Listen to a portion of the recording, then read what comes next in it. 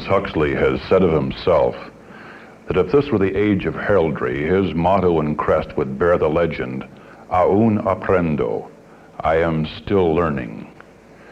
Described as an engagingly brilliant young skeptic in the 1920s, he has in the years since established himself as a controversial yet dominant force in the world of letters. Aldous Leonard Huxley was born in Surrey, England, the grandson of the eminent biologist T.H. Huxley and the grandnephew of the celebrated poet and critic Matthew Arnold. His education at Eton was interrupted when an affliction of his eyes left him almost totally blind. He surmounted this difficulty and finished at Oxford in English literature and philology. Most of the 1920s were spent in Italy, where he first began to produce a prodigious outpouring of novels, plays, poetry, and essays that were to establish him as one of the foremost writers of our time. He moved to America in 1937 and now makes his home in Los Angeles. He is currently a visiting professor at the University of California in Berkeley, where we would hope he is reaping the critical and material rewards of his latest novel, Island. Mr. Huxley, in your very famous novel of 30 years ago, Brave New World, you drew us a picture of what I suppose was the inevitable consequence of living the kinds of lives that we lead today. And then more recently in Island, you showed us how things could be, but really are not. What, in your estimation, is the final end of man? For what purpose does he live here on Earth? Well, that's of course a good question. I mean, this basic question is, what are human beings for?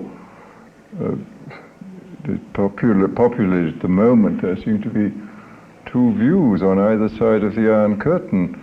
Unfortunately, on this side, there seems to be an opinion that man is for consumption. On the other side, the opinion seems to be that individuals are for supporting the almighty state, and that they're even for cannon fodder or for industry fodder or for road building fodder, like as in China. But I would think that the answer to this question is that they are here in order to be helped to actualize the greatest possible number of their desirable potentialities. It's quite clear we have immense potentialities which are still unactualized, and a society, it seems to me, can be judged on a good society is one which helps individuals to actualize their desirable potentialities. A bad one is one which prevents them from actualizing their desirable potentialities, or may, like the Nazi society, actually help them to actualize the most undesirable potentialities. What are some of these desirable potentialities well, I would which think, are yet not actualized? I would think that you can categorize them under three main heads. The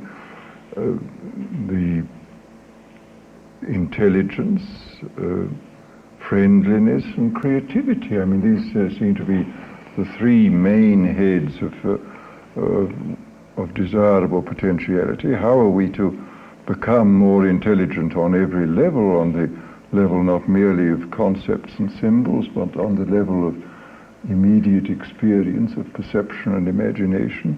How are we to become more friendly and less hostile and aggressive towards our neighbors? And how are we to become more creative?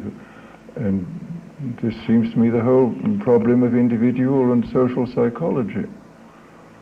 I want to pursue this further with you, but I'd like to turn back, if I may, to your own experience, and particularly in your early years. You have become a moral critic. You have expressed in a great wealth of essays, novels, and short stories your own convictions. What was the source of these convictions in the early years? You grew up in a family, your father was an essayist, your grandfather a biologist, Your brother a distinguished scientist, not of course when you were young. What was the atmosphere of the family in which you grew up in Surrey, England? Well, ours was, I suppose, a sort of what might be called a cultivated upper middle class family. My father at that time was a teacher in one of the English public schools at Charterhouse. My mother, when I was about 6, founded a girls' school of her own, and when I was about 6, I mean, this school was started, and my father then moved out of teaching into the realm of publishing and editing the Cornhill magazine, which was the magazine which Thackeray had founded in the 19th century. And this was the atmosphere in which we were brought up. I don't think it was anything very special about it. Were you urged to learn, encouraged to learn? Well, we were certainly encouraged to learn, and on the whole, I think my schools were good. I went to the ordinary sort of upper middle class schools. We went first to a preparatory school, a boarding school, from the age of about 9 to about 13, and then after that to Eton. Eton at that time was a very curious school, because its main teaching was still along the lines of sort of Renaissance humanism. For example, we spent the whole of every Tuesday translating a piece of English poetry into Latin verse. We started at 7 in the morning and finished till we went to bed at 10 that night, which I must say, looking back, seems a rather odd way to spend the whole of one day of each week. But then also it was extremely modern, as being one of the very few schools at that time in which one could, after 15 and a half or 16, specialize in biology. They had an excellent biology department, and I had begun specializing there with the view of becoming a doctor. When this thing happened to my eyes, I got this attack of keratitis, and I had to leave school. Why had you chosen to become a doctor? Well, I had an uncle who was a successful and good doctor, and I think I should have made a very bad doctor. I might have made a reasonably good research doctor, but I don't think I would have been a very good bedside doctor. And perhaps Providence moved in very appositely to cut short this career, and because afterwards, of course, I couldn't go on with a biological training because I couldn't use a microscope.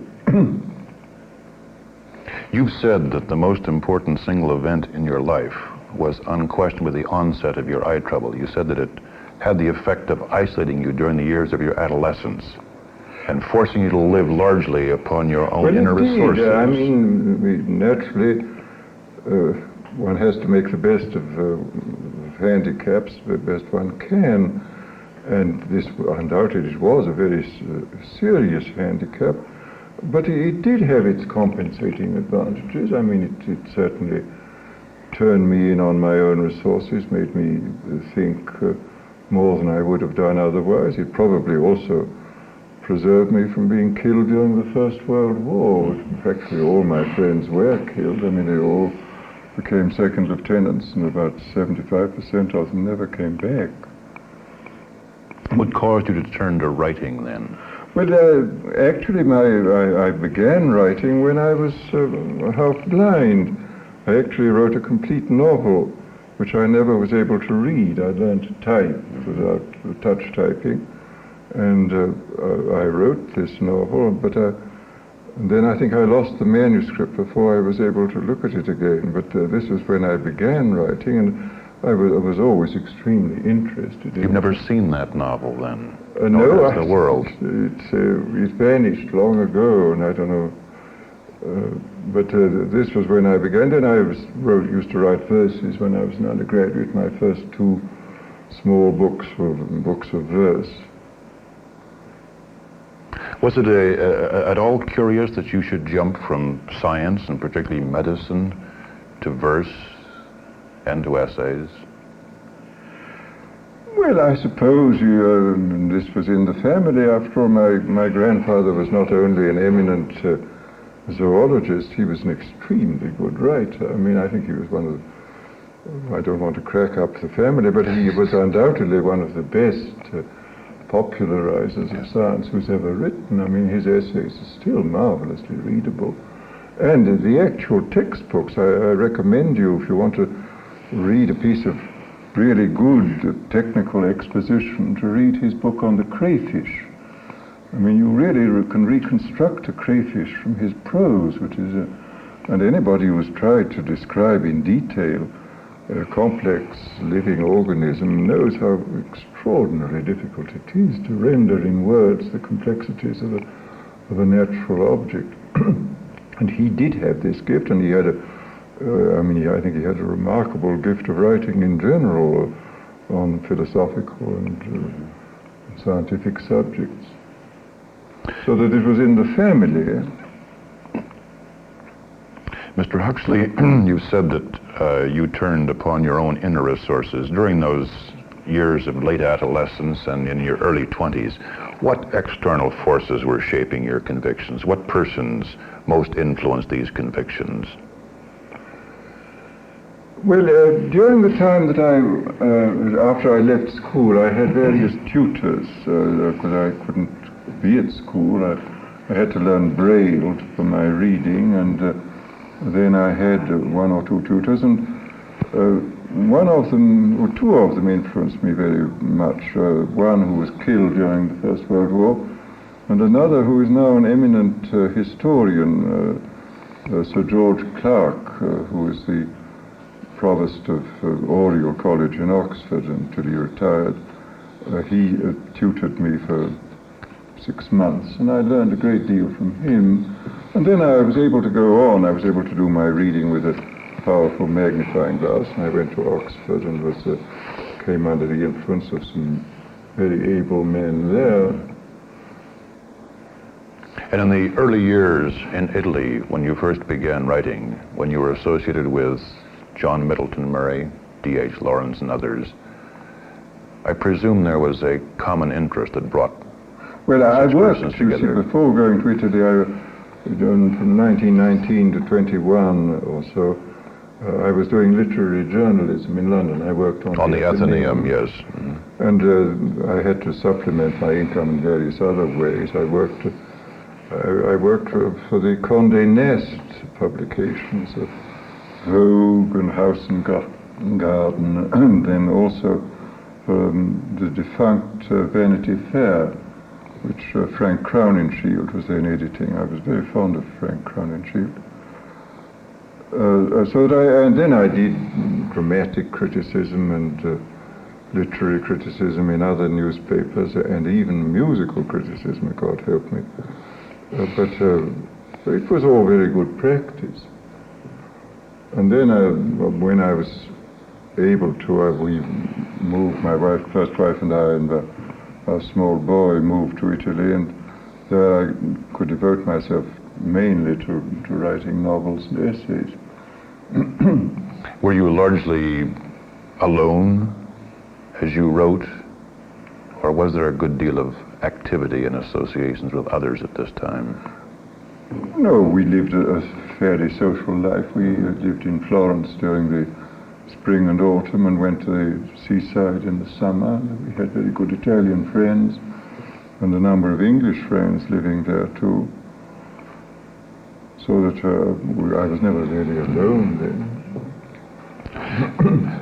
Let me turn, if I may, Mr. Huxley, to one of your most famous novels, Brave New World. The world which you depicted for us in that novel was a world that was, I suppose, 600 years hence, was it not? Yes. And then in your preface to the later edition, you said you had cause to revise the estimate of the date at which we might arrive at this brave new world. Well, this was actually the first motivation for Brave New World was a reaction to a very over-optimistic utopia of H.G. Wells's Men Like Gods, which annoyed me, and I actually began with the idea of writing a parody of this, but then the whole subject of what may be called a negative utopia interested me so much that I settled down just thinking out what would be the nature of a society, a dictatorial society run on scientific lines. How would you dominate a society in such a way that you would persuade people to love their servitude? I mean, and this was the problem which I tried to work out. Now, since then, of course, we've witnessed the most rise and fall of two of the most frightful dictatorships. I mean, the dictatorship of Hitler and the dictatorship of Stalin.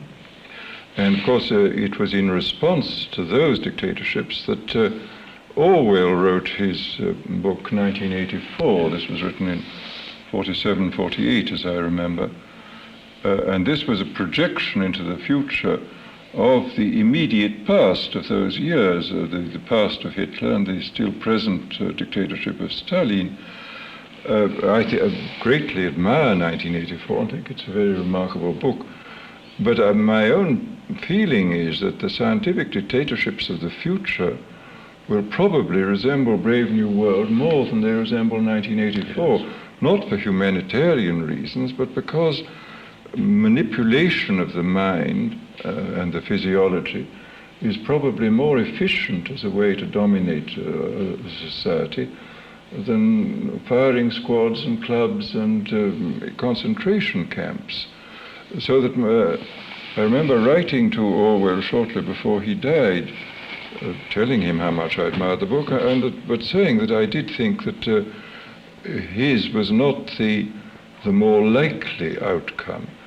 I mean, and I think that there are certain factors in modern life which seem to be pushing us towards a kind of centralized totalitarian control. And as I say, if we're not very careful, we shall find ourselves there. Nothing is inevitable, but we have to use a great deal of intelligence and goodwill, I think, in order to avoid this. Yes, I should like to ask you what some of these factors are, but I feel quite certain that I know what one of them is. We are embarked now upon what is known as the age of space, which I suspect you might refer to as the age of not enough space because of overpopulation. You have said in several of your books that overpopulation is almost an inevitable road to tyranny.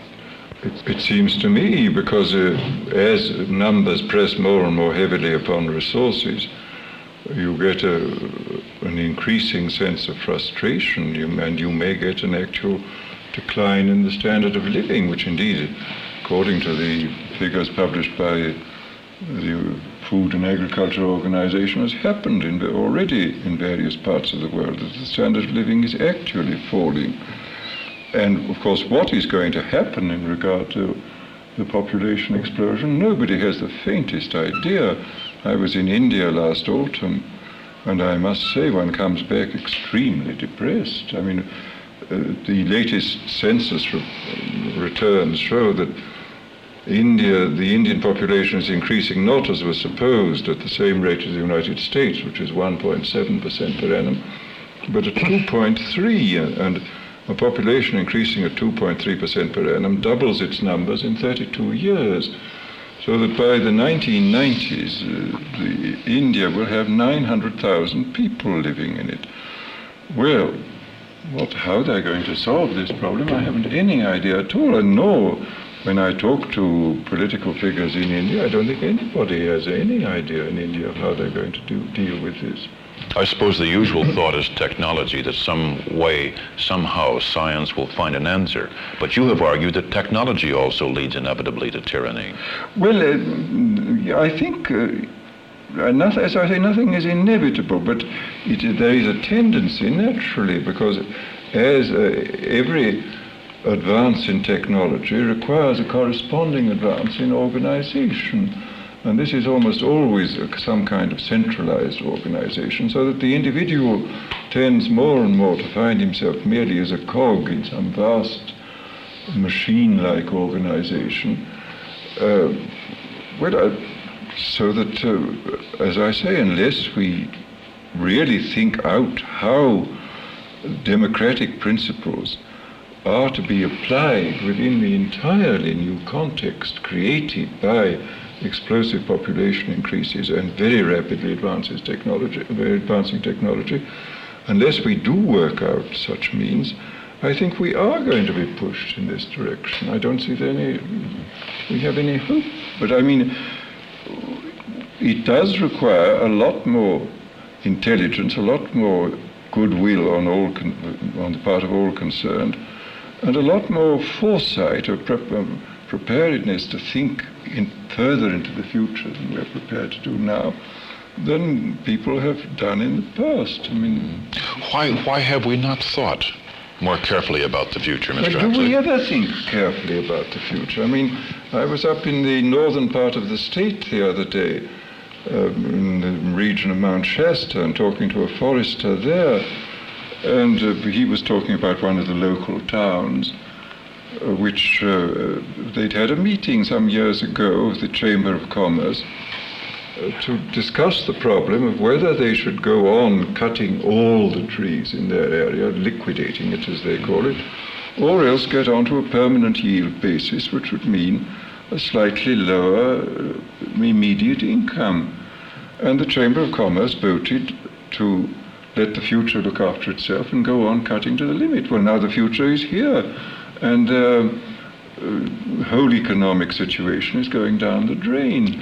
But I mean, this seems to me characteristic of human beings, that it's very difficult to get people to sacrifice an immediate good for what is obviously a more distant good. I mean, this is the whole problem of democracy. I mean, can you democratically organize a world government, which is obviously necessary, can you get people to vote for a state of affairs which, though it's obviously good in the future, may cause a good deal of discomfort in the present and will certainly interfere with a lot of vested interests? And the answer, I'm afraid, is no. I mean, Toynbee has said this, that it's these great comings together of states into vast empires have always been carried out by conquest. Well, this is very undesirable, but the alternative is getting people to vote for it. Well, are they going to vote? I don't know, but it doesn't look as if they were. Democratic states have cooperated in the face of an imminent crisis. This is the point. I mean, can we regard, I mean, if there were, people have said there were an invasion from Mars, then we should cooperate. But of course, in a certain sense, we are our own Martians, and that by increasing at 2.3% per annum, as we're doing now, we are putting on the equivalent of a Martian invasion of this world. And are people going to realize that we are in the teeth of a Martian invasion, which we ourselves are bringing about? It would seem that the crisis is almost upon us, judging by a prediction which you made in 1957, when you said it's a pretty safe bet that 20 years from now, all the world's overpopulated and underdeveloped countries will be under some form of totalitarian rule. Now that's in the immediate future. Well, something much to already, be. I mean, since that forecast was made, how many of the newly independent states are now military dictatorships? I think about 12 have already turned that way. And it wouldn't surprise me in the least if at Nehru's death or retirement, the Indian army took over, just as it's taken over in Pakistan. I mean, in all these countries there are two well-organized forces, A, the Communist Party, B, the army.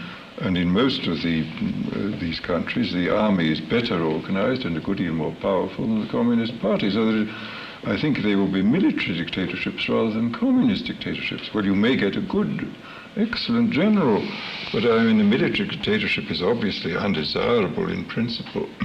But I think in practice, this is what is going to happen over a great area of the world. People who are democratically inclined would certainly recognize this future as one they didn't want. And when you picture it this way, I'm sure their reaction would be, something must be done. But you've said that the change comes about almost without our awareness. Well, it seems to me the first thing is for people to become aware. I mean, for example, in relation to population, there was a profound reluctance until I think I'm right in saying the autumn of 1958, for anybody to look at this problem. I mean, to look popular regard of the problem. I remember in 1957, I was in New York with a doctor friend of mine who happens to be interested in the population problem, and we tried to get some foundation or one of the big TV networks to sponsor a film on this subject. We could not get anybody to take any interest, and in fact the head of one of the smaller foundations who I happen to know told me, you won't find anybody who'll do this because the subject is controversial and the foundations are afraid that if they do this they will get questions asked in Congress about their tax-free situation. 1 year later, in 1 month, both the big networks, Time, Life, and one of the other big magazines came out with it was as though the dam had broken. They all came out with long TV shows or with articles on the subject. But this shows how recent this thing has now come out into the open. And today you can hardly open a newspaper without finding some reference to it. But this doesn't mean that we come anywhere near solving the problem. I mean, but the first thing is to become aware, and you can't do anything until you have become aware. But what exactly we do next is another question. Social awareness begins, I assume, from individual awareness, and you have had much to say on this. In your most recent book, Island, and I hope I'm not distorting the meaning here, one of the elements is the mynah bird, which shouts constantly, attention, attention, to draw oneself to an awareness of oneself. You have said that your life has been a struggle to free yourself from, I suppose, the tyranny of egotism, to free yourself for an awareness, for experience. What do you mean by this? I would say that awareness is one of the absolute goods. I mean, this has been, from earliest times, one of the great religious and philosophical commandments. I mean, this was what Socrates learned from the oracle, know thyself. And we will find this again and again within all the great world religions, the necessity of being more aware. And it seems to me that this is an absolute good, and that any training in awareness is essential for going on to do anything else. And I think in general that we have to introduce into education training not merely on the conceptual and analytical and symbolic level, as we're mainly concerned with now, but also training of immediate experience, such as perception, kinesthetic experience, imagination, and so forth. Training in what I call the non-verbal humanities. And all this seems to me an absolutely essential part of improving human individuals, of helping them to realize their desirable potentialities, and at the same time of creating a society which will help them to do this, a good society. This, as I say, seems to me absolutely essential. Mr. Huxley, your book, Island, was in a sense an antidote to Brave New World. You showed us what could be. Why did you give it an unhappy ending? Well, because I think if such an island were there, it probably would have an unhappy ending, unfortunately. And also that there are literary reasons, because one has to stop somewhere. And it's easier to stop with a bang than to taper off. I mean, but I do think, as things now stand, there are more people in the world more concerned with creating unhappy endings than with creating happy endings, I'm sorry to say. I mean, I think most of the the people who control the destinies of man at this time are not particularly concerned in what I think is the really important task of people, which is, as I say, to help as many people as possible to realize their desirable potentialities. Yes. We've been talking with Aldous Huxley,